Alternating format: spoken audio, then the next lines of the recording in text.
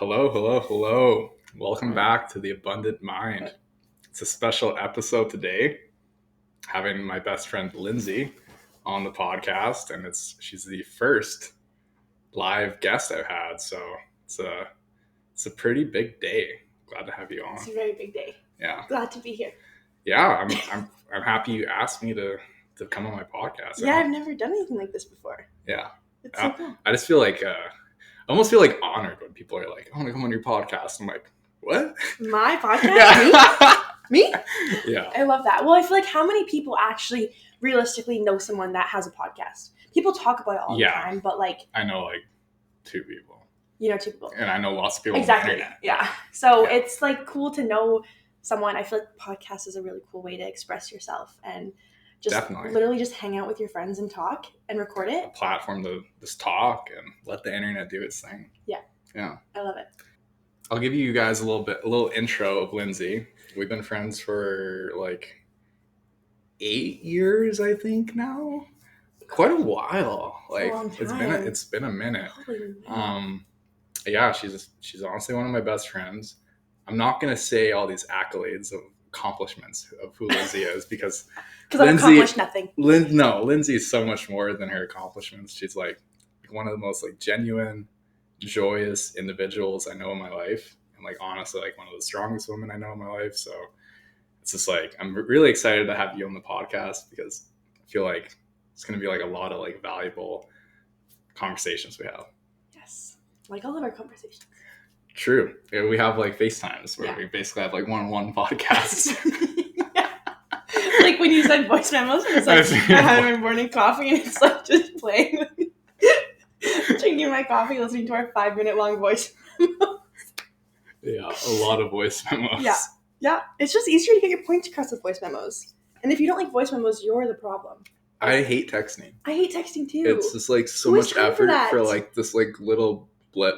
And I feel like so much of your intention just comes from like your expression, you know, and like how do you get that over text? You're like, I'm gonna send this message, and then you don't know where you're ending. And people can take it in so many different tones. Yeah. Whereas like if you're talking, you're like, when your parents say like okay and like capitals and like, or my mom hits me with the K. It's passive aggressive.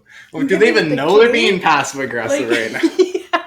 I'm like, what's wrong? How did I hurt your feelings? I know they're. Like, I know when I get that response from my parents, I know they're not intentionally doing it, but still every time I'm like, shh. Or like, so aggressive. I don't like when my mom texts me in the morning, but it's not like a good morning. It's just a statement or like, did you check your washer fluid? It's not, and then I always say like, thanks for the good morning. Like, that's how we're going to start. Just straight to the point. I'm like, I would appreciate a good morning first. Like, I get it. You have a point to get across, but like, I'd appreciate a good morning first. Yeah, I feel like it's a generational gap. God. They always say that we're the ones on our phones all the time too. Yeah. But they're always on their phones. Oh my gosh, I know. They're like, my dad's like, I don't do TikTok, and he's just scrolling on the YouTube Shorts at the office. I'm like, buddy. Or like Facebook. I'm like, I spend way less time on my phone than you spend on Facebook. I forget Facebook even exists. Honestly. Really? I mean, people are like, I invited you to my party. I'm like, what? People still do that on Facebook? Invite people to parties on Facebook? Unfortunately.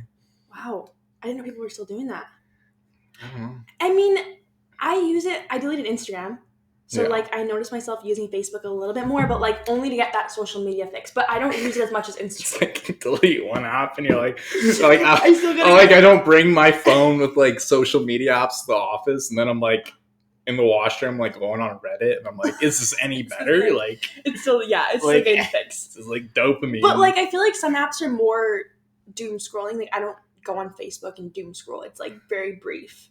Yeah. Whereas Instagram, it was like, I didn't even care about half of the shit I saw on Instagram. Like, I really didn't. It was so boring, but it's just like a habit, you know? Oh, yeah. TikTok's not like that for me, though. Yeah, TikTok's weird. It is. I get, like, very... I used to love TikTok, but then they started pumping their, like, TikTok shop and, like, advertisements. And you feel like everything is just everyone's sell trying to you. Something to you. You're like, oh, this is... And I've fallen victim to it before. And then I realized this is stupid. I'm not spending a single penny on this shit again. But they get you. Okay, let's not get sidetracked. Okay. So, also, to explain the costumes, it's Halloween in, like, 6 days, so... Spooky season! That's why we look funny. And we're going to a Halloween rave tomorrow. Yeah. That'll be good. So, Hence the costumes. No, we actually just dress up like this on a daily casual Friday night. Daily basis. It's my wizard hat. I'm a wizard. This is how we chill on Friday nights. Life is better in costumes. Yeah. Sorry, go ahead. Yeah, just like a little icebreaker. It's for the audience. They can laugh at me. We've been friends for 8 years, and I never thought I'd be nervous to have a conversation with you. Oh my god. It's weird. Like, it is. I was going here to talk with my friend. And I know. We're recording it. I know. It's like someone's listening in on our conversation, but they are. They are. We've invited them into our space. So true. Okay. When I like imagine you, you're like one of the most joyous individuals I know. So like you just like give off this energy of just like very like you're warm and like I wouldn't say like happy to describe you, but like you're just a joyful individual. Like you have emotions that go up and down, but like you seem like to just be like more joyful than the average individual. So I want to like, do you even view yourself as like a joyful person? I view myself as an optimistic person. Optimistic. Okay. I don't know if I would. Yes, I feel joyful at times, but I definitely view myself more as an optimistic person, which I feel like in a way, you know, I look at life on the bright side. I try to, and that makes me, I guess, hold more joy. Yeah. I feel like being optimistic, you're like able to look at the brighter things. Like when things are dim, you can be like, oh, like it's going to get better. Like, and like for a while, I've had this like burning question inside of me of, have I ever truly been happy? Am I truly happy? And will I ever truly be happy? Those questions literally eat me alive because I don't know does anyone really know what true happiness is?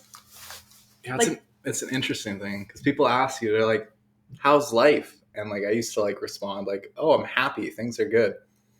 But people like want to hear that response. Like life is really good, but it's like, yeah, like I'm going through like some good moments in my life. Things are up and down in some areas, but like overall, I'm in a good phase. But it's like when you kind of notice yourself like resorting to like, oh yeah, I'm happy. Yeah. Are you? That's the thing. But like, how do you really know what? Like, I feel like you feel the feeling of happy, and there's moments where I know I feel the feeling of happy and like that warmth. But on a day-to-day basis, I'm like, I don't really know what happiness. I don't know. I feel like I have this huge desire to achieve true happiness, but how do you really know once you've? Because I feel like to live also in a world that we live in with the crazy like hustle bustle, everything's moving like a million miles a minute. You know, like it really is hard to just stop and like think about. Soak it in. Yeah, and I feel like it's when like there's so much going on around you, it's hard to really understand what happiness looks like because you're always thinking of like the next thing. Yeah. You know? I feel like that ties into like the pursuit of happiness is like a paradox. Like it's a trap. You're like, I'll be happy when I get this thing. I get this accomplishment. I get this new thing, this new accolade. And it's like you feel happy for a bit, but then your brain's like, when's the next thing of dopamine? And it's like, I feel like happiness, it's such a, I feel like it's almost like a toxic question when someone asks, are you happy? And it's like, it's so true though. It's an emotion. Yeah, I felt happiness a bit today, but like 24/7? Absolutely exactly. not. It's an emotion. That's so true. And I feel like it is such an intense also because you start exactly like it's like you start questioning, wait, like, am I happy? Am I? And I feel like it's so true though. It is a very broad term. And I feel like I feel like this past year personally, I've started to focus more on things that do actually make me happy, like whether it's activities or self-care or whatever it may be. Yeah. And I really treasure those moments that I have. But you do have to make the time we spend a lot of our time doing things that don't necessarily make us happy, but we do them because it's just part of life. If everything was easy, like life would be no fun. Yeah, so true. Yeah. So yeah, I feel like it's kind of a tricky thing. I feel like joyful also is a different word than happy though. Yeah, I feel like being a joyful person is kind of almost like more of a natural state of being, like, than happy. Like, happiness is just like warmth and dopamine, serotonin you're kind of feeling, but like joyous, like joyful, you can just be like walking down the street and like grateful, like to like feel the fall breeze at your face and everything's beautiful, and it's not like you're smiling but like ear to ear, but like you're just like, it's almost like a tinge of like emotion, like this, like it's almost like a lens, you're like looking at things with this kind of a more positive it's like outlook. Almost like an adrenaline, it's like a high too. You know, when you get those feelings when you're like smiling and like life feels good, it's just comes in waves. You know. But like it's crazy too, though, the effect of just putting a smile on your face, like literally what it does to your body, just your physical physiology like literally changes. It's crazy. So I try to remember that, like if I'm ever feeling really in the dumps, I'm like, just smile. Because even if it's that brief moment of like happiness or joy, it still can make a huge difference if you're you know. You just like notice like you're slumped over, you're kind of in a bad mood, and you can just like open up your shoulders and be like, because things I'm heavy. I started like singing songs. Like I just started singing like, we are family. You always resort to that This like sing I don't know. I sing random like I won't even know, like I'll know like 4 words from a song. That's all I know. Like rhythm, and I'll sing, and I'm like, don't worry, be happy.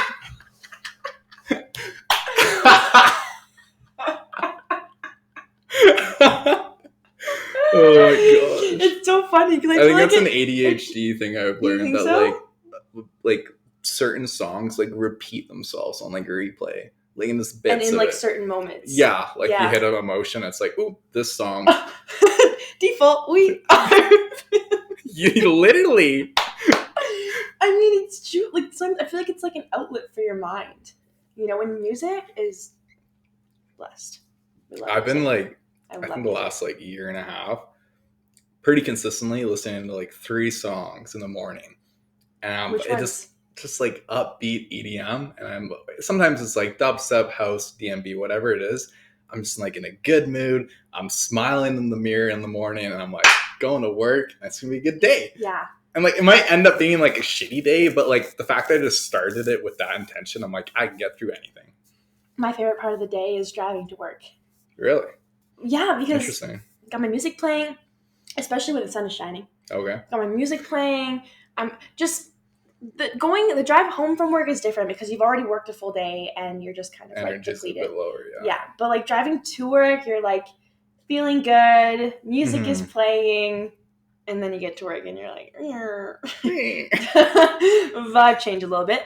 But like I listen to music literally from the moment I wake up. So I wake up, music is playing. I like it. Like, and then I'm getting ready, music is playing. Driving to work, music is playing. At work, I have an earbud in all day, listening to music. 24/7. 24/7. That's good. Driving home, listening to music. Coming home, like I would rather listen to music and just chill versus like watching a TV show. I feel that. I just love music. I love the way that it can make you feel.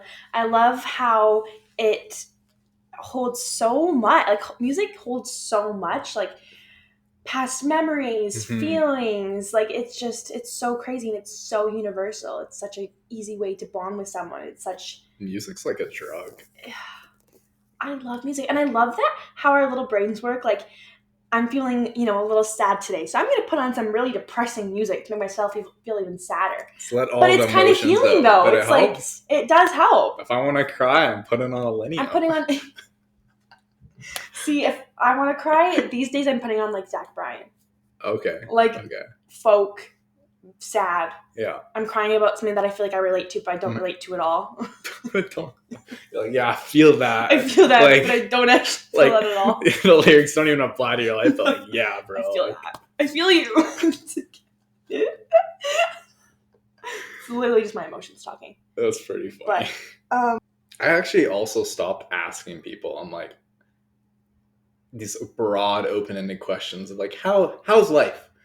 Are you happy? Like just like these questions where like, so I've noticed when some people respond, they're uncomfortable or default to it, like generic like response, and I'm like, it's no fun to like get put in that situation. Like, I don't like getting asked like, "Are you happy?" And it's like, it's a loaded question. And then people just respond with a very question. But then people just respond with a very basic response because they don't feel like they want to burden others with their. Life's great. Instead, you know what you have to ask? Yeah. You have to ask, what is your deepest, darkest secret? Like, hi, I'm Jared. What's your deepest, darkest secret? And you know what? You'd be surprised how many people, like strangers, would actually tell you. Dude, you won't believe. Because you're a stranger to them. They don't know you. They're like, you know what? I will tell you my deepest, darkest secret. Dude, since I was like 13, people I would like just meet within like a week or 2 weeks would just like tell me like their deepest, darkest secrets they've never told anyone. And for years, I'd never understood why, but like being an adult, like for like me, like I'm a spiritual person. I feel like people just automatically feel comfortable with me, and I have this like healing energy, and they just start spilling the beans on their life to me, and I'm like, I don't know you, but like the weird thing is, I always say the right thing to them, and then they're like leave like feeling like recharged. And I'm like, you're just what like, the fuck? Like, I told you that message I got. Like, that's not normal. Like, it's not. People obviously feel safe with you though, and certain people give out that energy. I don't know if I'm one of those people. I feel like I'm one of those people that someone can definitely talk to, but I mean, I don't think I'm the type of person that people just like. Yeah, you would know. I would. You would know. I always was very confused. I'm not gonna lie. I can't keep a secret for the life of me. So people don't want to tell me their dirtiest secrets. I mean, telling your friend on their podcast voice memo. You will not believe what I heard. I struggle. I just feel like when it's very juicy tea, I'm like, someone needs to go through this with me. Like, someone else needs to know. You tell someone, you're like, you can't tell anyone, but. Yeah, I wasn't supposed to tell anyone, but. Listen, if it's a genuine, like, one of my closest friends, you keep it. Of course. Yeah. But, like, some juicy work tea, spill that shit all over the workplace. That's funny. Okay, so we were, I think, like, texting after one of our FaceTimes, and you're like, we could have a whole podcast episode just talking about our moms. And I was like, so like, oh my god, yeah, he's something along the lines about talking about our moms on a podcast. So I love that. We love moms. Yeah, we love our moms. We love our moms. We're the best moms. Yeah, we really do. We really do. What angels. Yeah, I feel like our moms have like such a deep impact on like just a child like turning into an adult, like their emotional intelligence, how they deal with their emotions and feelings. Because like the father is not really gonna like tell you how you should like feel things. It's more like the nurturing mother aspect in your life. So I wanted to ask you like kind of like what's your relationship been with your mom, and like how do you think that's like impacted you like overall in your life? Good old Ange, we love her. She's like, so my parents got divorced when I was 10. And my dad, honestly, when I was really young, I was a daddy's girl. Like I did everything with my dad. Like my dad and I were super, super tight. He wasn't necessarily a great dad, but he gave that like fun dad energy, you know? Okay. Yeah. So him and I were super close, and then they got divorced, and then like I saw him every other weekend. That was like the court order or whatever, the custody arrangement. And so for a while, I was like very bummed out because my dad and I were so close. And then I went from seeing him all the time to like seeing him very rarely. So honestly, that whole situation was really hard on my mom and I's relationship because I was taking a lot of things out on her, thinking it was like her fault that we were in this position, even though that was the total opposite of the situation. But this just shows how good of a woman she is. She never, ever, ever made me think that it was my dad's. Like, she never made me look at my dad differently. She never made my dad look like a bad person, even though he made a lot of really, really bad decisions, which led us to that situation. But she just constantly pushed for my dad and I to have as solid of a relationship as we could, until my dad just naturally was messing it up because he was obviously, not a great father. Yeah. And I realized that as I got older. But honestly, my mom and I have always been super close, to the point where like we were so close that we, it just, when you're so close with a parent, sometimes it can create like you know, we're so alike. So sometimes we would fight like cats and dogs. Oh, but like I also had an attitude problem growing up, so that didn't help. Looking back at it, I'm like, holy, if I ever have a child similar to me, like I'm fucked. You know, fucked. Gray hairs are coming in. Oh yeah, I already feel them thinking about the thought of that. So, but yeah, my mom, I feel like I don't really. My mom and I are very, very close. We have a really, really special bond. Almost like, it's funny because when my friends look at my mom and I's relationship, they literally see it as like a codependent relationship. Oh. Because it's a little bit like that. Like, I definitely am very independent, but when it comes to my mom, like... Attached by the hip still. Oh, yeah. Yeah. But she also makes it that way. Yeah. Like, she loves it. Like, she wants me to, like, go... Like, she wants that, you know? So... She likes being a mom. She loves being a mom. Yeah. She loves nurturing. She loves taking care of people. Like, she is literally a saint. Like, she is just... She wants nothing but the best for people. Even if she doesn't even know you, she will do everything she can to help a stranger out on the street if she knows it's gonna help them in general. And like, she just wants the best for everyone. That I feel like, honestly, I take a lot of those traits on, and it can definitely burn a person out. You know what I mean? Like, constantly like putting yourself out there to like help others. Yeah. So she does. Like, I feel like I notice sometimes she's just constantly like wearing herself out over that. But we're very similar in a lot of ways with that kind of stuff. But we're very, very close. Like, she's just like, she would do anything for anyone. And she is such a strong woman. Like, when my parents got divorced, my dad did not pay child support. It was very on and off. Geez. It was very on and off. My mom was literally working 12 hours a day, working so hard. My brother and I were still able to be in every sport we wanted, do whatever we wanted to do. She made that possible because she literally worked her ass off to provide for us on her own, you know, and still gave us the life that we wanted. Yeah. And she's like, literally everyone says this. I know it's very cliche, but she's literally the strongest woman I know. Like, the things she went through to provide. My brother and I, we didn't even grow up wealthy. Like, we were not well off. We were like, even when my mom and dad were together, we were like living in the trenches. Okay. On the north side. Okay. I don't know the north side of Edmonton. It's at the time, I mean, it's even worse now, but like, it was a small little house on the north side, and we were not well off by any means. So then that happens, and then my parents get divorced, and it's like, now you lose a full income from the house. Yeah. So we were quality of life. Oh yeah. But it didn't though. That's the thing, because my mom still worked her ass off. Yeah. Wow. So my brother and I, looking back at our childhood, like, we were able to do whatever we wanted, play whatever sport we wanted, be a part of whatever extracurricular activity, and she made that possible for us. So yeah, it's incredible. She's an incredible woman.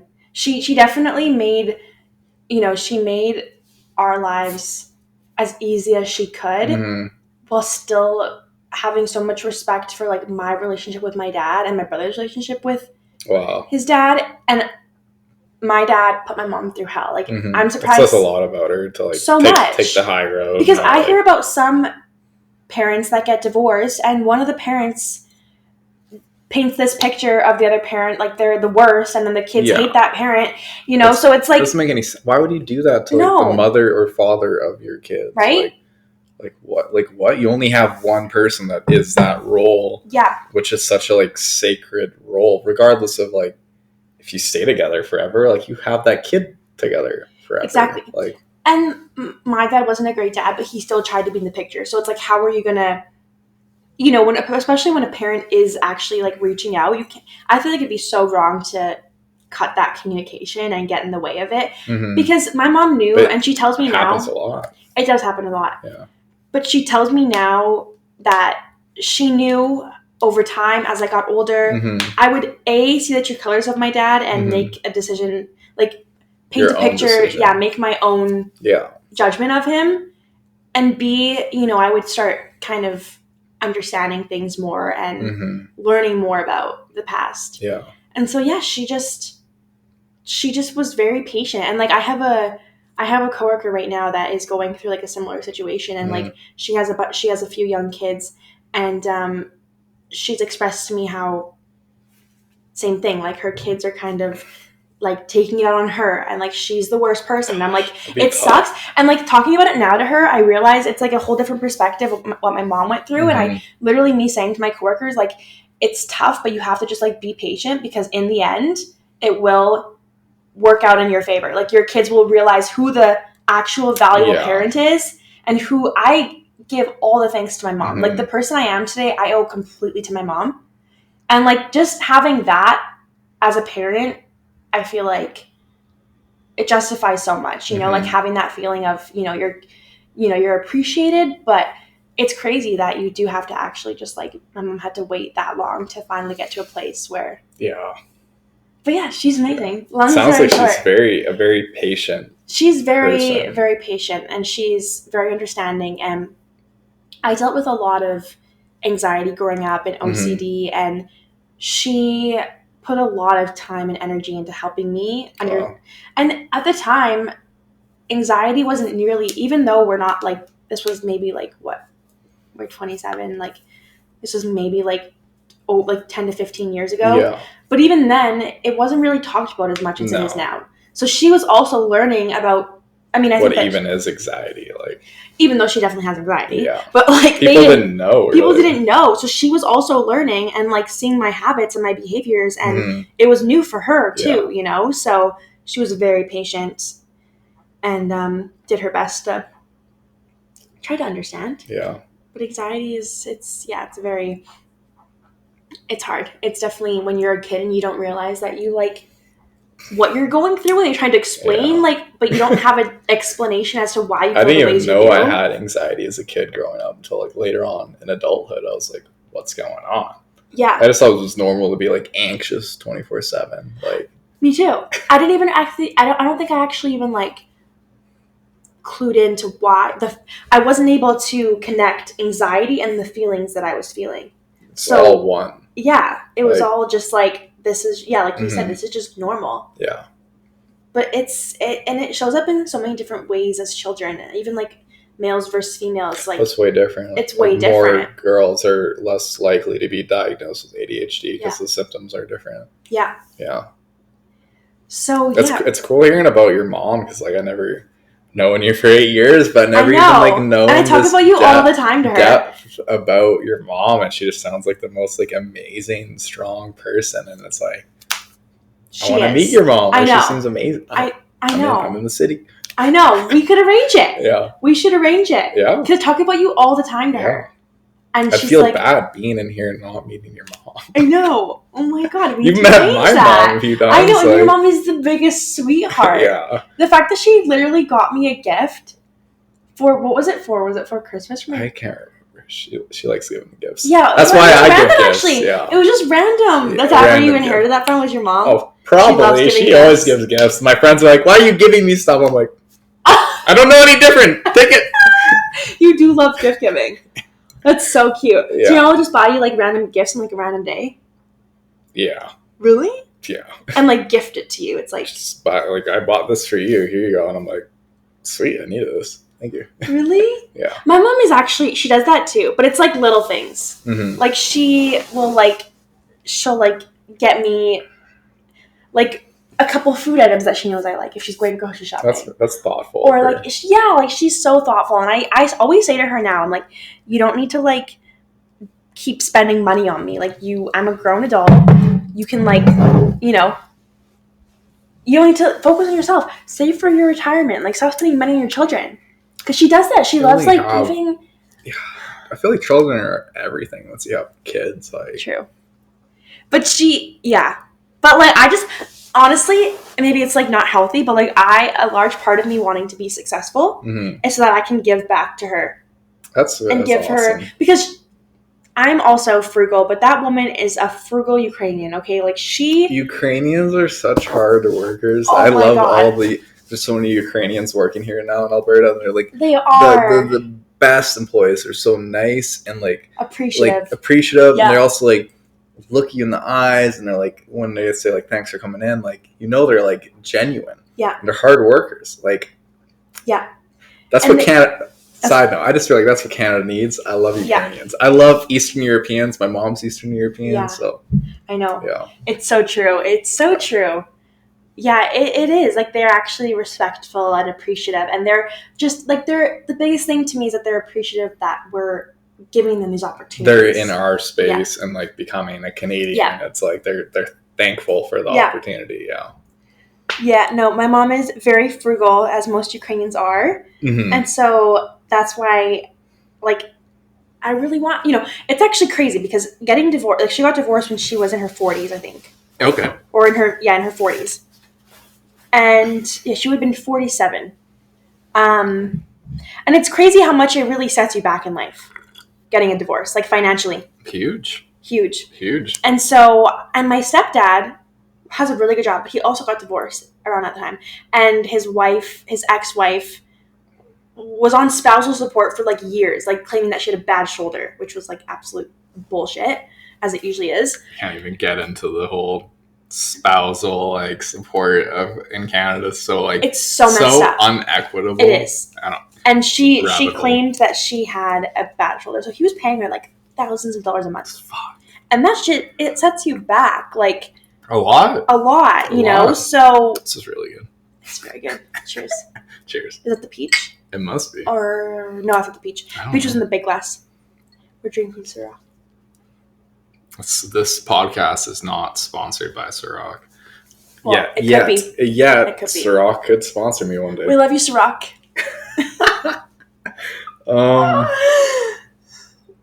But yeah, we love our moms. We're big mama's boys and mama's girls. Actually, I would say you're more of a daddy's boy.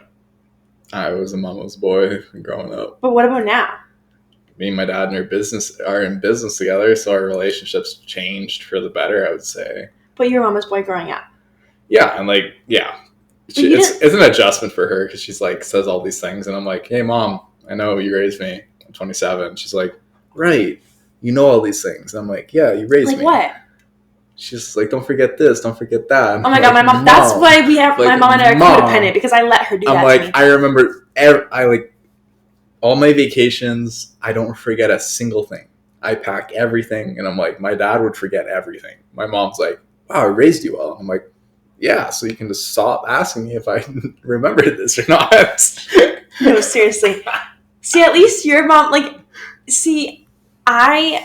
my mom does that with me, but I allow it because I'm like, you know what? But different dynamic because I'm a male, and it's like got to the point where I'm like, I'm a man, and I'm like, Mom, you can stop doing that. And she's like, yeah, I should. I'm like, yeah. Has she? She's slowed down a lot. I feel like she's more understanding. So like, I probably won't be living with my mom in like 6 months from now or something. So, are you gonna be sad? Was it a good I'm sure she'll be. Yeah, no, it was good living with my mom for like my 21 to 20.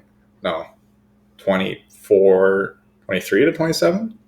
Something like that. No. Yeah, it's been like almost 4 years and a couple months. Like just before COVID, or just after? Just after. It's crazy. Yeah. Time is fucked since COVID. I like still like the fact that it was literally 5 years ago. Doesn't feel real. 5 years ago? It feels like it was literally last year. I know. And it's like, what? It's so messed up. 2 more weeks to flatten the curve. And we're there for like 2 years. Okay. I got a good question.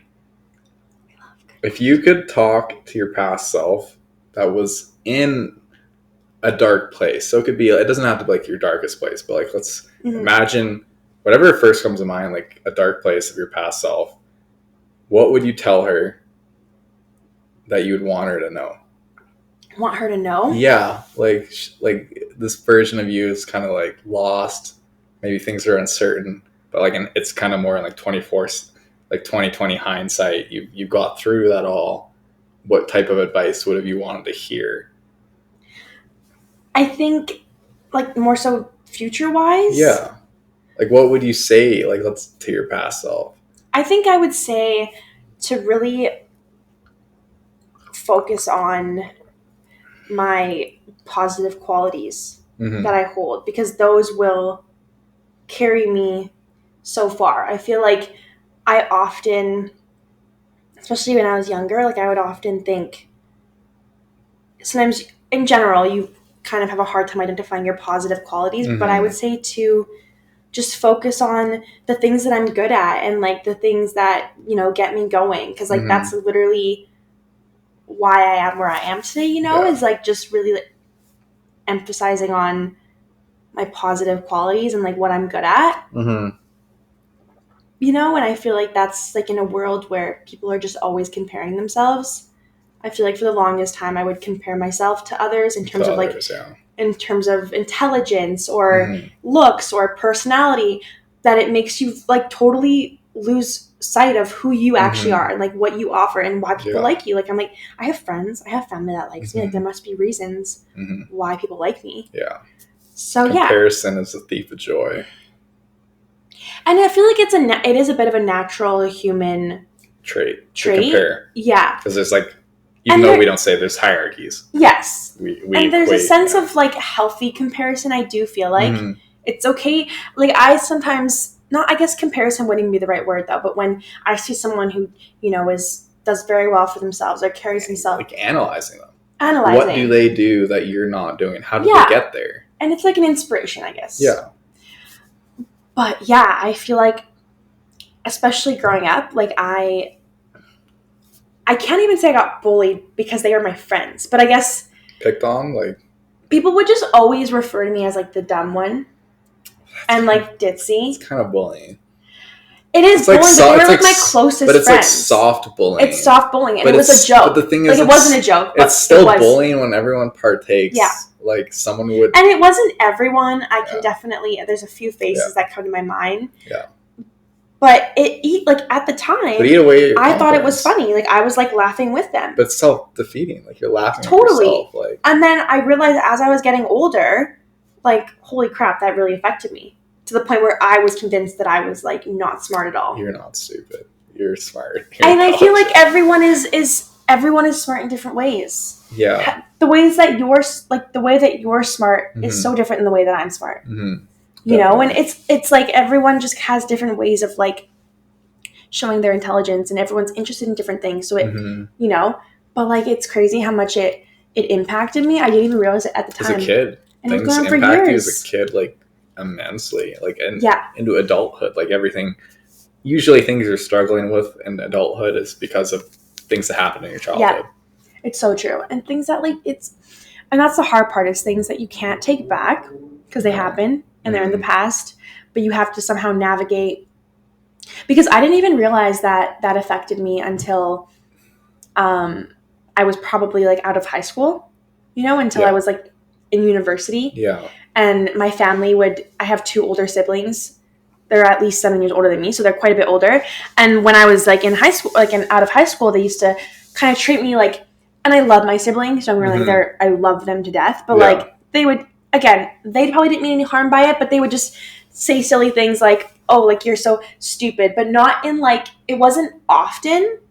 It was just, like, I missed a joke or something went over my head. Which is still messed up. No, I had cousins that, like, were like, you said this grammatically wrong and then picked on me for, like, multiple times and such a small thing. You start to believe you're stupid. Yeah. And it, like, I don't know. It's weird. And I feel like a lot of it for me, I didn't realize at the time that it was actually making me like feel a type of way, but I would get very irritated and very bothered. And it was never that extreme too, though. It was like very minuscule scenarios that would affect me so much. And I didn't realize that it was because thousands like scratches, like slashes that eventually you were just like scarred all over. Yeah. And before you knew it, it was like too late. Yeah. Yeah. Exactly. And it's a hard thing to work through. I feel like even now, I definitely like don't. It's a hard thing to work through. I definitely I can. I don't blame you. Yeah, I just feel like, and like, listen, I don't need to be the smartest person in the world. I will admit, I am very gullible. Elon Musk is like probably the smartest. Like no one's. No, we're not. We're stupid compared. Oh, so stupid. That there's a reason he lives. He just landed a rocket ship between 2 poles that like caught it. Do you see that? Like 2 weeks? I'll show you after. 2 like rods, and the rocket ship was the size of a skyscraper. They caught it perfectly on the first attempt. It's crazy. It's, and he created the robots. The robots, the self-driving cars are happening. The robots are happening though. That's a real fucking thing. Yeah. So there's going to be robots roaming the fucking world soon. Yeah. Because think about how fast Tesla came into effect. Yeah. They'll probably be like, I think he was saying there'll be like double the amount of robots as humans in like 30 years. Why does he want robots in the world? That's risky territory. So the whole like, I would have agreed like a couple of years ago when I didn't understand. I thinking like robots are gonna like take our jobs, and then no one's gonna make income. But like what it's gonna do is dramatically decrease the cost of goods, which is going to increase our abundance. So like TVs, like all these things that are created in your house, they'll be like a fraction of the cost of what they are like in like 10, 20 years, because robots will be helping create them. So to buy the best TV, you won't have to have a very good income. So like it's going to decrease the like... Will it though? Yeah, it's going to decrease like the cost of living, which will increase basically everyone's abundance across Earth. But I don't know. I just feel like robots, how can you trust? Mm-hmm.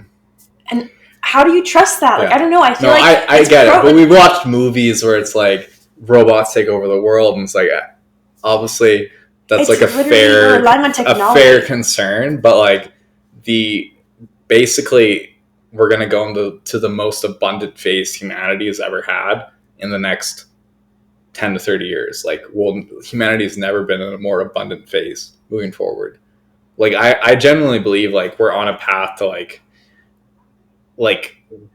world hunger could be cured potentially in 20, 30 years. Like, there's going to be so much freed income that's going to be able to like tackle all these problems across humanity. And the funny thing is too, like even before understanding a lot of these things that are Elon Musk is doing and everything that's happening with tech and AI, even years ago, I would tell people, I'm like, I genuinely believe in our lifetime we're going to like experience world peace. And people would look at me and like, I love that energy. They'd say, that's positive energy. What do you mean World War III is happening soon? And I'm like, I believe it. Like I believe like things are more radically shifting. It's going to keep getting radical, and then it's going to freaking die down at some point. I love this energy, but I'm hopeful. Yeah. I am hopeful, but we're going to get worse before we get better. And Canada, like, things have went a little, like, haywire, like, politically, but things have cooled off a bit. Like, people are becoming a bit more grounded with their views. Like, 2.5 years ago, I was a second-class citizen because I didn't have my vaccine. I couldn't go to hockey games. I couldn't go to bars. I couldn't go to restaurants. I couldn't go to my own membership club because I didn't have the vaccine. I felt like a second-class citizen. It was crazy, even though I was probably healthier than someone that had the vaccine. After what's come out now about the vaccine, which is so true. It's crazy. Yeah. But like now, it's like people are kind of a bit more. Well, I don't know if I'd go into another COVID type scenario and just willingly lock down and be like, oh yeah. Screw my life. I kind of enjoyed COVID. Yeah, I know, but like... I had a good time. Yeah, it was... No, some people like made the best of it, though. Like, I made the best of it. Some people went downhill. I mean, I didn't do anything productive, but I also didn't go downhill, I don't think. Well, that's good. That's good. At least you didn't go downhill. A lot of people went like... I remained pretty consistent. Yeah. But like, I just... It's so bad for humans to not be in like interaction with other humans. Because like you still were to some degree. I know, but once we took the face masks off, like everyone was like, I think a bit nervous. Like we didn't know how to like even move our mouse properly after, because it was like you had been walking through grocery stores like cold bitch face, and it's like that's not how you walk through a fucking grocery store. We're in public, like you don't actually portray that, but like.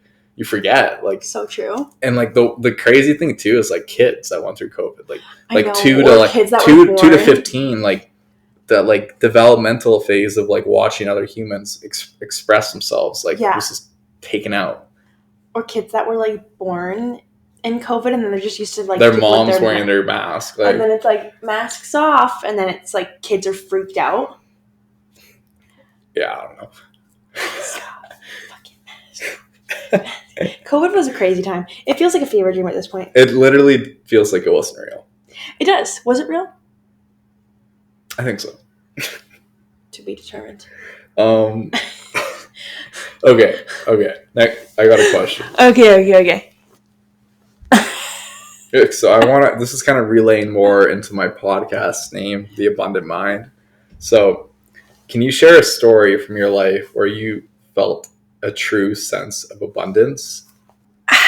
Being rich in life, you know, like having riches, but not necessarily like materialistic riches, like having a fulfillment, like feeling fulfilled, feeling like, you know, feeling like your cup is full, you know, and just living life honestly and transparently and just, like feeling fulfilled. And that doesn't necessarily to think like, I am a person who does, when I think like a lot of my goals are like financially derived, and they're like, but you don't want to get to those goals and be like drained. No. And I always think of people like Bob Marley, for example.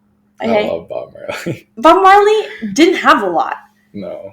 Yeah, he was a great freaking singer-songwriter, but he didn't have a lot. But he was just happy. He was abundant. He was like full of life. You know, and you go places, and it's actually crazy because we live places like here where there's a lot of money here. There's a lot of wealthy people here. Especially in Alberta. And then you go somewhere like Mexico or Costa Rica and they don't even have nearly as much as we have. And they are way happier than we are here. Yeah. Why do you think that is? Because we put too much, we rely too much on these artificial abundances, you know, and we're always looking for it on these we're always looking for it externally that we don't know how to look for it internally. And, you know, when you don't have, but I mean, it's fair when you live somewhere where everything is so easily accessible and everything is at our fingertips. And especially when you're someone who has a lot of money, you know, it's like you get very lost and you forget it, you become very blinded by if you start taking it for like granted. Yeah. You like start taking it for granted. You have a dinner. And also you have your family, like your kids, your house, your car. But also it's like you always want more. When you start off with having less, you know, and you don't even know what that more looks like. You don't have this expectation, this desire to always want more. Here, all people want is more. It's like never enough. It's never. You know? It's kind of crazy. It is. But you go somewhere like, you know, where people do have a lot less and it's all they know. And they've become... almost like poorer countries. Like a lot of the times they're actually like statistically happier individuals because they like value family. They're grateful for their health. The outdoors. Yeah. Their family. Yeah. And it's really crazy, like the difference. Like I love traveling, but every time I go somewhere, like I went to Costa Rica last year, and it's crazy. Like it puts things really into perspective. Like every single time I come home, I'm like, why do I live here? People are so miserable here. People have everything. Like if you gave someone, like a local that I met, something that like a life that someone here had, like, oh my God, they wouldn't even know what to do with themselves. They would be so, but you know, it just, because here there's just no sense of, no one's really living in the moment.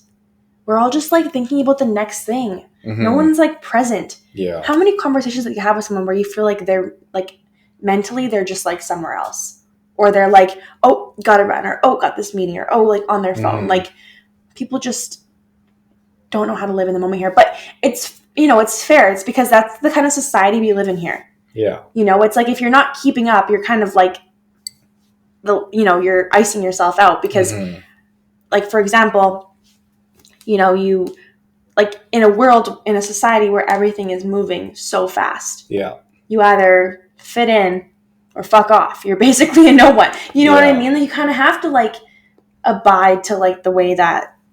I feel like to poke some, like, almost plant some seeds in your mind, it's like our subconscious is almost like trained since like birth in especially in North America to have this like driven mindset to be a perfect employee, a perfect student, so you can have the best retirement and you can provide the best life for your kids and your family. And it's like this insane expectation to provide this like abundant life that's like through having all the latest tech and going on vacation so you can post all on Instagram and have the big wedding and the big like whatever retreat after and show everyone how in love you are. And it's like people do all these things to like show everyone else of like how good their life is, and then they like you said, they forget to like actually like be present and connect with the person in front of them.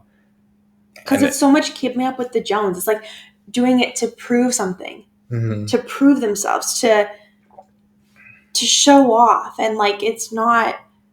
People aren't doing things for themselves; they're doing it for others.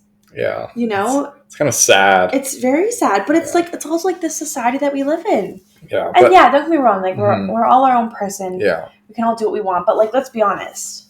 Like I would love to live like on a farm and literally like be off the grid. I would love that. Yeah. Actually, like I would love that. But with my job, it's just not possible. I have to like be part of the, but society. It's like the expectations. But I would love to just like live in the middle of nowhere. I feel like something I want to say is like, I feel like there's like an underlying to you how you like kind of, not in a bad way, but you view society like they're all like wanting more, and like that is the truth. But at the same time, it's like you get to choose like what you create in this life. You get to choose where your attention goes. You get to choose who gets access to you. So it's like you kind of do get to curate your own like feed, and your feed can be, people have their own social media feeds that are like custom tailored to them. And little do they know they can custom tailor their own feed in their life. And it goes down to everything you ingest, to like the content you consume, to the people you're around. And it's like you do get a lot of like fruition of like what you get to choose in your life. But do you though? Like, is it? I feel like it's really hard to choose something like that. I just feel like we're surrounded by it. Oh yeah. I feel like it's hard to, to live that type of life and choose. Yeah, for sure. You can choose who you're around. You can choose what you see. You can choose what you read. But like at the end of the day, we're living, I feel like I'm just surrounded by it. I feel like it's like hard to, it's hard to just kind of focus on, I'm having a brain fart, I'm not gonna lie. No, I see what you're saying. That like we're almost like encapsulated in this bubble, and to almost get outside the bubble, and it feels like then you're totally like an outsider. And that's the thing. But the thing is, there's other outsiders sitting on that bubble that are not conforming to what society expects. And the thing is, it like, I will say, because I've been on this like almost quote unquote outside the bubble, it's lonely. It is. It's lonely. There's not many people I connect with. Like, I was talking to my like good friend Brent the other day, and I'm like, just because your life isn't statistically like, where you should be, I'm like, I connect with you because we're emotionally intelligent on this other plane where I can't really connect with another person. Maybe they have the same like triple income as me, but like, are they really conscious? Are they really fulfilled? Are they really there? Is this really them? Is this just a persona they're portraying? Like, it's like, it's so tough because I know. To meet someone real. Yeah. To be authentic. Is. I just feel like there's always ulterior motives. I just feel like there's always like, I don't know. And maybe it's like trust issues, but I just like always feel like people are, I would say I'm like a pretty genuine person. I have a question about this later. Do you? Yeah. I hope I am. And you really, really try to find genuine people. I do not, I have a really hard time with disgenuine people because ingenuine. It's kind of an ick. Ingenuine people. It is an ick, but they're literally everywhere. Oh no, but once you see it, you can't unsee it. No. And I'm always the person in my friend group, like always, because I would say I have a pretty good judge of character. I don't always make the best decisions in my life or who is in my life. We're making a special guest feature. Skilly what? Skilly bop bop. Skilly bop bop. Okay. Well, you're saying you don't make the best decisions. You distracted me. You were saying in your friend group you don't make the best decisions. No, I didn't say that. something about being genuine. And I know that I don't always... Oh, yeah. Because I have a pretty good judge of character, even though I might not always have the best people in my life. Yeah. I have a pretty good judge of character, and I usually know right off the bat when, like, someone is, like... But once you see it, you see it. But then no one else sees it at first, so then it's just, like, me being like, guys, no, we're not going to fuck with this person. And they're like, what do you mean? They're fun, they're nice, they're fine. I'm like, okay. And then it's like, yeah, soon enough. Told you so. Because I just know, but it's honestly, it's a blessing and a curse, I feel like, because I often, not that I'm too quick to judge. I don't judge, but I pick up on the little things. I'm not judgy, but I pick up on the little things, I feel like, and I'm quick to be like, this person does not have my best interests at heart. Yeah. This person is ingenuine, and that will totally, like, I want nothing to do with that person. Yeah. But most people can be like, well, let's just, like, suss it out. Yeah, but and I'm like, I feel that's the problem with some people. They're like, oh, well, like, this person portrays a good image. I'm just gonna, like, allow them to, like, be in this vicinity of my life until they do something bad, and then they do something bad, and they're like, oh, but they did all these good things, and it's like, are they bad? And it's like, usually when someone shows their, like, true colors early on, it's like, you better fucking believe them, or else you're a fool. Like, yeah, it's so true. And it's, like I said, it's like a blessing and a curse. Yeah, because you kind of have to, like, bite your tongue and be like, kind of accept someone. There's a lot of shitty people in the world. Yeah, there's a lot of shitty people in the world. Okay, listen, I get it. It's a dog world. You got to do what's best for yourself. Prioritize yourself for sure. But, like, you still got to, like, be kind to others. And just, like, I just can't with the... What? I actually have a question. So, like, I feel like a lot of people struggle with what's the difference of being nice and being kind. Because the nice individual is someone who's fucking fake and they're nice to everyone. And the kind individual is someone kind-hearted. They have standards. They're kind to everyone. But once you show your true colors, they will be honest with you and tell you how it is. Yep. No, it's true. Yeah. Nice is like when someone... Okay, like, there's a difference. If you're trying to explain someone and you're like, oh, they're nice. Or, like, you're like, oh, hey, how did you like this, like, girl, whatever, or this guy, whatever, and you're like, oh, yeah, they were nice. I take that as, like, like, they were... Okay. Right? But if you were to say, oh, my God, they had such a good heart. They were so genuine. That, like, is so much more impactful and so much more, like, this is a good... surface level. Yeah. It's almost like when you're nice, you're like... Yeah. You're kind, you're like this, like... There's so much more to you. Yeah, you have levels. Yeah. That's something I've been trying to, like, over the last year, I think, be more of a kind person and just, like, be more kind-hearted and not be so, like, quick to judge. And it's not like... I used to, like, kind of, like, not have, like, standards in my life of who could be in my life. But that's because I was such a nice person. And now I'm trying to just be this more kind-hearted individual that where I can have more compassion and understanding. I feel like I'm a lot more fulfilled in life. I feel like I provide a lot more to other people because I'm not trying to portray this nice person.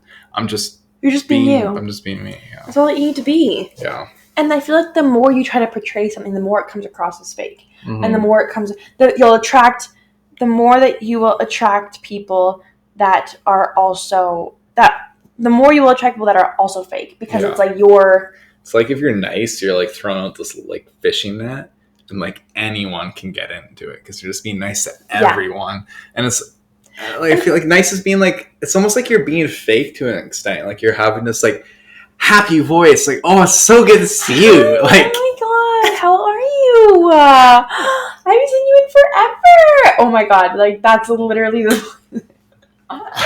And like, I won't lie, I'm a little bit guilty. Like if I haven't seen, there's some people in my life that... No, I get it. Sometimes there's this... Sometimes just gotta do what you gotta do. Sometimes. But like, I remember I met this girl, I'm not gonna name names, but I met this girl who, when I met her, she knew everyone. She was friends with everyone. And I remember thinking, like, that's kind of like a red flag. Oh, yeah. Like, how do you have so many friends? You're obviously morphing yourself. Like, let's be honest. You hang out with different friend groups. You kind of adapt yourself to those friend groups. You know what 100%. I mean? And if you have that many different friends, you're obviously like a fucking chameleon who changes its colors every time you go to a different friend group. Mm-hmm. And I feel like that's a bit of a red flag. Oh, yeah. Like, I feel like it gives fate. Oh, I've been there. Definitely. You were the chameleon. Yeah, I didn't even know I was. Until I realized, it's like, who am I? Yeah, but I feel like it's also like, I am a little bit of a people pleaser, so I do find myself in situations, but not necessarily like friends. Like, I don't, now I am more selective. Acquaintances. Now I'm more selective of who I consider a friend. Yeah. That's what acquaintances are tough. It's like, they, not necessarily they did anything bad to you, but you're like, I probably wouldn't fuck with this person if we didn't do the same thing. But I've always had good interactions, so I'm going to be, overly nice to them. We're going to be chill. Yeah, be chill. It's not bad. Chill. We're going to ride the wave together. Gosh. I feel like such a millennial saying that. Like, oh, it's so We're not chill. Millennials. I know we're Gen Z, but like we're on the cusp of millennial where we say some things that are like millennial as fuck. Is chill millennial? Oh yeah. Is it? The way you just used it was definitely millennial. Really? Yeah. Everyone uses chill. It's still going. It's still not. It's still a word that people. No, I have. I have like an internet friend. We play the same video game. He's like 13 or 14, so he's the early. You have a 13-year-old internet friend? He's really good at the game, so we're friends with him. Early age on the Gen Z. We're on the cusp, and like it's literally night and day. I call him Gen Alpha because I'm like, you basically are Gen Alpha to me. What kind of things does he say? It's just the way he communicates. Those kids are like, they just like skip like let's say I would say like 12 words to you. They say it in like 5, and you're like, what did you just say to me? Really? Yeah, they just like, their brains are fast. Brain rot? Brain rot! They forget that words exist. Or they just come up with things like skitty bop bop. Skibbity riz. See, I always resort to skitty bop bop. Yeah. Poop bop bop. But that's not what they say, is it? We kind of like, Skibbity. Give them the like nurturing older brother bullying, we're good friends, but we do bully him in a nurturing way. See, I don't think that our generation, like my sister and brother who's older than me, never commented on how we speak. Yeah. So I feel like it's like the Gen Z to Gen Alpha, it's like a different dialect of English. I thought I was Gen Z. I'm Gen Z. I'm the first year, 97. But me too. Yeah, but we're on the fucking cusp. There's some my friends that are like, oh, millennial, and I'm like, go do some research here on the first year Gen Z. And the thing is, if you're from 96, like probably 95 to 2002, you feel like you're both because you relate to both. Because if you're born in those era, you basically didn't grow up with social media. You played outside. Yeah. We played catch. And you sat on the green electricity box at the corner and just talked with your buddies. Like, with your buddies! Yes! No one does that now. Played hopscotch? Yeah. Actually. Of course. What was the other one? Foursquare? Foursquare, yeah. Wall ball? Wall ball. They banned that at my school after some kids got They're so pissed. We're like, you fucking pussy. Do you still vape? Or no, sorry, I didn't ask that. Vape? You used to vape. I used to vape. A lot. I quit. I did it for 5 years, and I quit about 4 years ago. I quit too, homie. Good job. You're growing up. I really am. I feel very abundant. Good. That's good. It's honestly, it is a mindset in all areas of your life. Like even like I've been dealing with some like physical injuries. I feel abundant in my body. I feel abundant in where I'm going, my expansiveness. And you have to, even if you don't like... All I need to feel is abundant. At this point, I feel abundant in everything except for my bank account. So we can hurry up on that aspect of things. Okay. It'll get there. You're right. It takes time. And life's fucking expensive right now. Yeah.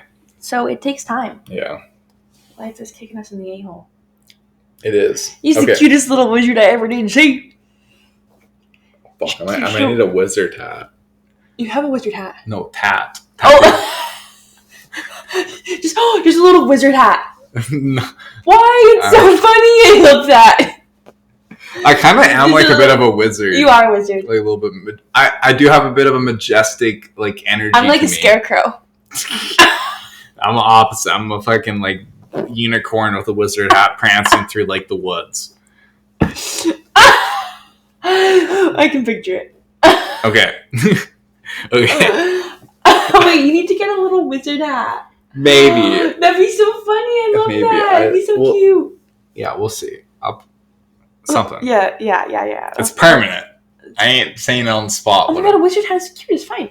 What? Wizard hat is cute and fine. Oh yeah, let me just get it on my forehead. Yeah. Let me get it on my forehead and be like, I'm a wizard, Harry. You what? I'm a fucking wizard. Well, you are a wizard, actually. Wait, what are you gonna wear? Are you gonna wear that underneath of it tomorrow? Yeah, it's my rape clothes, and then I'm a wizard. I love it.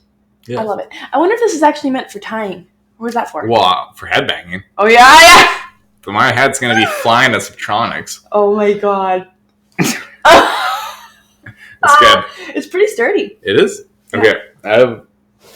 I have two more questions to end this off. Are we doing good so far? Yeah, I don't even know how long it is. It doesn't really matter. Are we doing okay though? Are we doing good? I like it. Do you? I do too. I like it. I think it's really good. I think it's really good. Me too. I'm getting good vibes. Me too. Are you getting good vibes? Oh, they're definitely getting good vibes. I hope they're feeding off this energy. Do you feel the energy? So Gary Vanderchuck, Gary V. He's like a rich guy. You were really close, Andrew. Yeah, Gary V. He's just like rich. He's a successful entrepreneur, but like his philosophies, I think, really tie into a lot of the things we were talking about. And it's like he's such a grateful person. Like he'll like he goes to these events, he hosts, people that go up to him in the street and talk to him. He's so grounded in the present moment. That's how I want to be. So rich. He's so fucking rich, but like he's so grounded in the present moment, being a real human that can make mistakes. And I feel like Gary Vee is just like, I've always been gravitated. I'll send you some content on him after this, like eventually. He's it's just cool, like finding people that, regardless of how successful they are in terms of finances, seeing successful people generally, where they are still such humble people, they're so grateful, they're so grounded and present, and they don't get caught up in all the noise. They don't get caught up in all the followings, the likes, the money that could easily destroy who they are. Yeah. I just like love. I'm so inspired by successful people that have not lost touch of like who they are as a person. Yeah. Like money does not define who you are as a person. Yeah. You know, it's like my one uncle who, everyone has a rich uncle. Everyone has a rich uncle. And I love it because all my friends that have met him always say, I would have never guessed he was rich. Yeah. Like, not saying that like they thought he was poor, but they were like, I would have never guessed. My uncle is like a multimillionaire. Mm-hmm. But they were like, I would have never guessed that after meeting him. Mm-hmm. And I just really, really respect rich people who, and he's also, like, there's like a series on TikTok and it's like rich people who rich right. Rich right? Rich people who rich right. Like, okay. Like, he spends his money on things that are very, like, valuable and just, like, spends his money right and shares his money. Intentional. Yeah. You know, he doesn't get caught up in the fancy cars, the fancy technology, the fancy... You can only be in one house. You can only be in one car. You can only have one phone. He truly helped my mom a lot when it came to the divorce with my dad. Like, I found out this actually 2 days ago. My mom told me that he insisted to pay for my brother and I's university education. Oh, wow. And she was like, no, like, I'm going to do this. Like, I got this. Because she's a boss-ass bitch. But, like, it's crazy because he's so generous. And, like, you would have never, but he's so humble. But he uses money right. Like, he donates. He just, he uses his money right. And he hasn't lost touch. Like, family is so important to him. And he just, like, he riches right. That's awesome. If you were rich, how would you spend your money? Yeah, so like I've been trying to donate. Not that you're not rich. I've been trying to donate more, even though I don't really have the means to. But just even like recently in last year, like handing out money to someone that's homeless that really seems like they're in need, which is something I didn't do before. And it's this kind of like philosophy change in me that's like I want to give back just a percentage of what I earn. And really like what made me realize is that if I don't do this now, when I have a lot of money, what are the odds I'm going to give away 1% of what I earn when I have a lot of money? So like, I'm really happy I've had this like philosophy change. That's like, I always want to give back like to some degree. And like, I don't know if this will ever happen. And I actually have not told many people this. So like airing this out is kind of crazy, but since my like young 20s, I've had this like dream that one day I'll own my own charity. And I don't know what and doing what, but like I always have known when I want to give back. I want to help others. And yeah, I think it's a good like pursuit to have. It is. It is. And that's like a whole other level of like fulfillment, you know? Mm-hmm. And it's like, you know, there's so many people in the world that just, you know, just are in shitty situations because that's the cards they've been dealt, you know what I mean? And it's like, we have so many, it's so fucked how divided it is, you know, from like the rich and the poor. Like middle class is like, it's still a thing obviously, but it's just like such a huge divide, you know? And it's like, I just feel like for me, it's, you know, obviously like for me, if I was rich, a lot would go towards like, I don't have a lot of family that's like struggling, but like I know my mom, like there's things that she wants that she would never buy for herself. Oh yeah. That I'm like, I would just want to like fucking help in any way I can. Yeah. I would also want to help people like in other, like in like third world countries that, you know, don't even have opportunities to live a better life, you know? And it's like, we're here living like, in my... Like when I have money and like just donate, like I'm not going to fucking post and be like, I donated $100,000 to this charity. No, that's like I that's just like people. I don't judge like rich, like famous people that do that, because it's such a like double-edged sword. It's really hard to like, in my eyes, to determine who is like mega wealthy that you should be judging. That they're like Marshmallow would donate like hundreds of thousands of dollars to people in need across the world, and I'm like, no other DJ is doing this to this degree, and his comments would just be filled with hate. Which is it's so weird, like, and why hate? They say, well, like you have so much money, of course you can do this. Well, yeah, you know, maybe to him it's like equivalent to you like $500, but like why aren't you giving $500? Like it's crazy that people are like so quick to judge because they're like, well, he has money, of course he can do that. It's envy, I feel like, because we're like jealous that he's being like a good person, and like they can't. Oh, it's just it's I can't imagine being a celebrity and like never feeling like you can do the right thing. Yeah, like it sucks. Like I think Marshmallow is a great person, and he posts this. I give money to this cause. Like some traumatic event has happened, and people are just like I hate you because you did this, and it's like, well, he did so like good intention, and he's getting backlash. Yeah, and it's like that. Like because that people sucks. Just judge anyone for their like appearance and like for how they like, I used to like and like years ago when I had a limited mindset, I was like, every single rich person that donates, I'm like, it's all for appearance. But the thing is, it's not at least they are doing it. At the end of the day, like even if they need to go make a big scene about it, at least the money is actually going somewhere where like it's deserved, you know. 100%. Yeah Facts, no copy. Oh gosh, the Gen Z's coming out. Okay. Printer, no tax. Okay. Or where does it go? I don't know. I have no idea. Okay. Final question. Final question. If there was one message... We've reached the destination. If there was one message you could share to the world, what would it be? Jared. That's such a loaded question. It's like, it's your final, like, what do you want? Like anyone could see this and like... Can I think about it for a second? Yeah, of course. I'm going to drink your drink.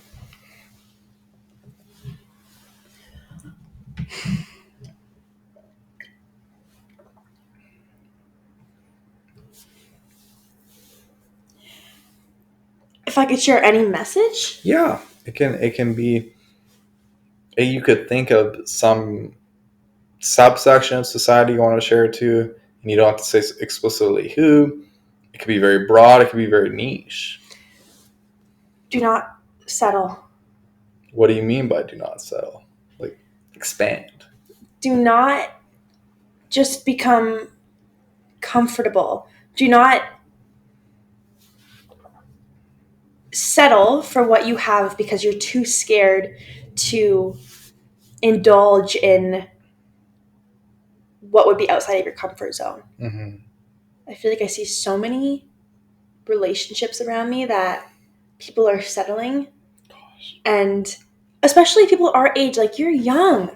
You have so many years ahead of you. Yeah, why settle? Why settle? At any age, though. At any age. It's like, why... To be, like we were talking about before, like, to be truly happy is obviously, like, it's a very broad term. Yeah. But being with someone where you feel like you want to... Not even just relationships, just everything in life. Being at a job, like, think about how much happier everyone would be if they didn't feel like they were just settling.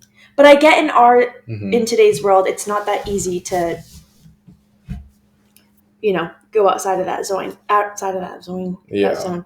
But that would be, like, the thing. I feel like everyone asks me, like, why I'm still single and, like, why I haven't found a boyfriend and blah, blah, blah. And I feel like it's because I don't want to settle. Mm-hmm.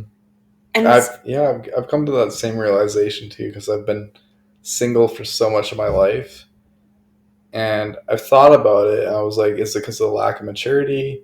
Is it a lack of being committed to relationships? And I believe now it really truly is of, like, I know my worth. I don't want to settle. I don't need to fill any void, and I feel like a lot of people are filling voids. And that's what it is. And I feel like it's just filling voids, and it's temporary happiness. And it's not even, like, true happiness. It's not true happiness. I think, like, again, like, philosophical, like, true happiness as a human. It's an emotion. But also, I think true happiness and, like, the purpose of life is creation. Yeah. Creating life, creating a family. And it really is sad because, like, today's age, it's like there's so many things pointing to people just not valuing that. And, like, that's where I believe... Because it's the societal standards. It's you gotta end up with the person. You gotta have a family. You gotta get married. And it's like... But why? Exactly. Like, why? The people don't, like, really ask themselves, why should I be dad? And this kind of ties into, like, the whole abundance topic, because I feel like at the point I'm at in my life, I feel like I spent a lot of my 20s thinking about my person and who I was going to end up with and who I was going to have a family with. And then I kind of, like, discovered abundance, and I realized, well, whatever will happen, you know, and I'm not going to, for me right now, my priority is myself, and my priority is my career. I will meet someone. I'm confident that I will meet someone. I'm confident that I will have a family one day. But I'm not going to go out searching for it. Yeah. I mean, to some extent. To some degree. Yeah. Happy medium. For sure. But, like, I'm not going to force something that's just not. Yeah. If it's early stages and you're already feeling like you're already seeing, like, you're compromising a lot, or, like, you're sacrificing a lot, or it's just like you're not on and it's the early stages, like, clearly it's just not a vibe. Like, there's a lot of people in the world, you know, you don't got to settle. It's a lot of fish in the sea. There's a lot of fish in the sea, all right, Captain? I'm Cheyenne. I'm sorry. I'm sorry.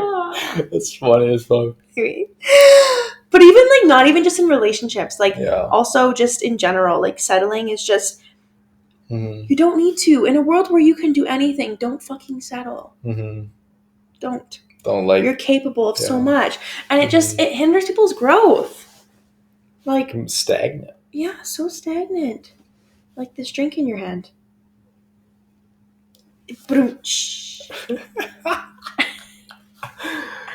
Yeah, I feel like... Well, what's your answer to that? My answer to... The question of what would you... If you could give a message. A message to the world. I feel like a lot of people have such a pessimistic view on the world, and that they could be more optimistic about where the world can be, because they just look to blame someone, whether they're rich, whether they're poor, whether they're rich or have this political influence, and they're like, well, that person's the reason our earth is going to fail. And it's for me, I'm just dumbfounded when I hear people saying this, because I'm so in tune with where our tech is going, where energy is going on earth. And it's how could you believe this? There's so much pointing towards we're entering this new stage in humanity that's literally abundance, and abundance in literally just the basic needs a human needs. I believe that we will reach that at some point in our own lifetime, that most humans on earth will have the basic needs met. And to me, this is the thing, basic needs, I think, is where abundance really is created from, because it's really unrealistic to believe that everyone in earth could have this Western view of society. Everyone on the earth is going to have an iPhone, a computer, a plasma TV. And it's that's not what humanity is about, in my opinion. And I feel like if you ask a lot of the poor people on earth, they wouldn't really care about having an iPhone, having a plasma. They just really want their family to be fed, have access to clean water, have a house, have education access for everyone of all genders. And it's I feel like we're going to get there. And it's if you don't believe that, it's you're literally be present. Mm-hmm. Think about if everyone was just present in the world. Yeah, it'd be crazy. It would be amazing. It'd be totally different. Amazing. The interactions that you would have, occasionally you might have an interaction nowadays where it's genuine to a stranger. Occasionally. People are so glued into their phones, into oh gosh, the next best thing. But just fucking be present. Yeah, one thing I want to say, emotions guide us. They're literally it's almost like your emotions are your own internal GPS. Think about it. Emotions. It's energy in motion. Think about emotions come and go. All it is, emotion is energy. So emotion. Wow. So literally your emotions are tattooed on me. They're literally your GPS. Motion. We should get that tattooed together. I learned that from one of my spiritual friends. Emotion, energy, emotion, and that stuck with me for years. We should get that tattooed. E-motion. Not on the arm, but yes. Somewhere. Yeah, sure. On the head. On the face. Go tomorrow. Let's go tomorrow. E-motion. That was actually motion. Yeah. Oh my god, I love that. It's powerful. I love that. Can I steal that?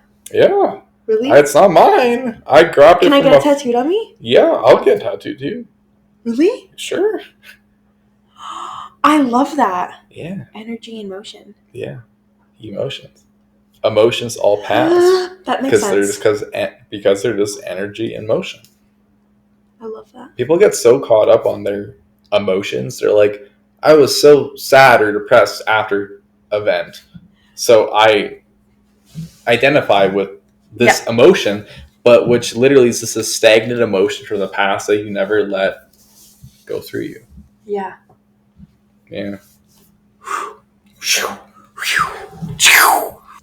it's time for our ASMR feature. I think that is the finale of our podcast. This is it? Yeah. Really? Yeah. Oh, that was good. I love you. Thank you so much. I love you, Wizard. It was awesome. Wait, I hope I did good. You did amazing.